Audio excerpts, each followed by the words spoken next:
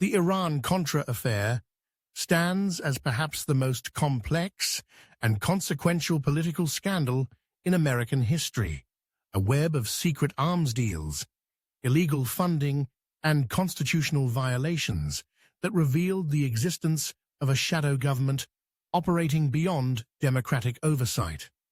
More than just a policy failure, Iran-Contra exposed systematic efforts to circumvent Congress, violate federal law, and establish privatized intelligence networks that would reshape American covert operations for decades to come. What began as two separate covert initiatives, selling arms to Iran to free American hostages and secretly funding Nicaraguan rebels, merged into an elaborate criminal enterprise that generated $48 million in illegal profits. The operation involved Swiss bank accounts, shell corporations, private armies, and a web of lies that reached the highest levels of the Reagan administration. Oliver North, a Marine lieutenant colonel working from the White House basement, orchestrated what he called a neat idea, using profits from overpriced weapons sales to America's declared enemy to fund a proxy war Congress had explicitly prohibited. The scale was breathtaking. Over 2,000 TOW anti-tank missiles and Hawk surface-to-air missiles were sold to Iran at massive markups, $10,000 per TOW, that cost the U.S. government only $6,000 each. Meanwhile, the Contras received millions in diverted profits. Third-country donations totaling $34 million from Saudi Arabia alone, and sophisticated military support that violated both the spirit and letter of congressional restrictions. Oliver North emerged as the operation's mastermind, a decorated Vietnam veteran who transformed the National Security Council from an advisory body into an operational headquarters. During his riveting congressional testimony, North appeared in full military dress uniform and defiantly declared, "I thought using the Ayatollah's money to support the Nicaraguan resistance was a neat idea. I still do." His secretary, Fawn Hall, became an unlikely accomplice, shredding 1.5 feet of documents and smuggling classified papers out of the White House hidden in her boots and clothing. Admiral John Poindexter, North's superior as National Security Advisor, made the extraordinary admission that he deliberately withheld information from President Reagan. "I made a very deliberate decision not to ask the president, so that I could insulate him from the decision and provide some future deniability." This inversion of accountability, subordinates protecting their commander by keeping him ignorant of illegal activities, revealed profound constitutional dysfunction. The operation's military backbone came from Richard Secord, a retired Air Force general who co-founded the enterprise with Iranian-American arms dealer Albert Hakim. Together, they created a sophisticated private intelligence network complete with Swiss bank accounts, shell corporations, aircraft, and even a secret airstrip in Costa Rica. Secord and Hakim personally profited $4.4 million from the operations while establishing what amounted to a privatized CIA beyond government oversight. CIA Director William Casey, a Wall Street lawyer and former OSS operative, provided crucial institutional support and recruited key players. His death from a brain tumor in May 1987, the day after congressional hearings began, eliminated a critical witness who could have revealed the full scope of CIA involvement. The scandal's roots trace to March 1981, when the Reagan administration decided to support the Nicaraguan Contras. After Congress passed the Boland Amendment in December 1984 prohibiting military aid, NSC officials immediately began seeking alternative funding sources. The Iran initiative began separately in July 1985, when Israeli officials proposed arms sales to moderate Iranian factions. The first weapons shipment, 504 TOW missiles, occurred in August 1985, resulting in the release of Reverend Benjamin Weir on September 15, 1985. However, the operation quickly became a hostage bazaar. While 3 Americans were freed, 3 more were subsequently captured, creating no net gain. The diversion scheme emerged in December 1985 when North discovered $800,000 in excess funds from a failed missile shipment and decided to redirect the money to the Contras. The largest diversion occurred in February 1986 when a sale of 1,000 TOW missiles generated over $6 million in profits, much of which flowed to Central America. Everything unraveled on October 5, 1986, when a C-123 cargo plane carrying weapons to the Contras was shot down over Nicaragua by a Soviet-supplied SA-7 missile. The sole survivor, Eugene Hasenfuss, revealed CIA connections despite administration denials. A month later, the Lebanese magazine Al-Shirar exposed the Iran arms sales on November 3, 1986. In a desperate cover-up attempt, North and Hall conducted massive document destruction from November 21-25, 1986, with their shredder literally jamming from the volume of evidence being destroyed. On November 25, 1986, Attorney General Edwin Meese announced the diversion discovery, leading to North's firing and Poindexter's resignation. The enterprise operated through an intricate network of shell companies and Swiss bank accounts that would make modern money launderers envious. Stanford Technology Trading Group International, Lake Resources Inc., Defex SA, and other front companies moved money across multiple jurisdictions while maintaining plausible deniability. The Swiss banking operation centered on Willard Zucker, an American tax lawyer living in Geneva who managed accounts for the Compagnie de Services Fiduciaires. Zucker could move millions instantly by telephone, creating complex money flows that obscured the true source and destination of funds. When Swiss authorities froze enterprise accounts in December 1986, they contained $7.8 million that had grown to nearly $11 million by 1993. The weapons procurement system involved multiple markups that generated massive profits. Iran initially paid $15,000 per TOW missile after North's proposed markup, but Iranian middleman Manucha Ghorbanifar added his own 41% markup. Arms dealer Adnan Khashoggi provided bridge financing because Iran wouldn't pay until delivery and Israel wouldn't ship without payment. A complex arrangement that required BCCI bank coordination and generated profits for multiple intermediaries. The Iran-Contra investigations produced a treasure trove of declassified documents that revealed the scandal's true scope. Oliver North's notebooks contained over 5,000 pages of detailed operational records, while Charles Hill's notes from the State Department provided thousands of pages documenting high-level discussions. Most dramatic were the PROF notes, White House computer messages between NSC staff that revealed operational details in real time.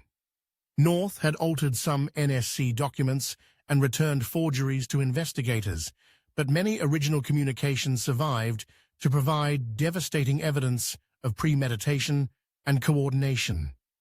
Caspar Weinberger's handwritten notes from cabinet meetings showed President Reagan's direct involvement, including a note that Reagan worried he might face charges of illegality if the operations were exposed.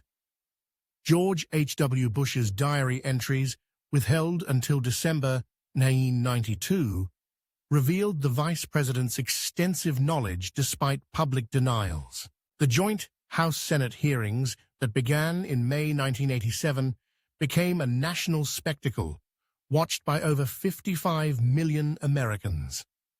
North's testimony created Ollymania as he appeared in full military dress uniform and delivered a defiant defense of his actions. "I came here to tell you the truth, the good, the bad, and the ugly." The hearings revealed systematic lying to Congress and the American people. North admitted he had to weigh in the balance the difference between lives and lies. His secretary, Fawn Hall, offered perhaps the most chilling justification. "Sometimes you have to go above the written law." Senator Daniel Inouye opened the hearings with a stark warning. "The Constitution of the United States is not a document that can be disregarded when it becomes inconvenient." But the damage extended beyond individual crimes to constitutional structure itself. As the congressional majority report concluded, officials had shown secrecy, deception, and disdain for the law, and created a prescription for anarchy in a democratic society. Iran-Contra revealed something more disturbing than individual corruption: the emergence of what critics called a shadow government, operating outside constitutional channels. The enterprise represented a new model of privatized intelligence that could conduct covert operations while maintaining plausible deniability for government officials.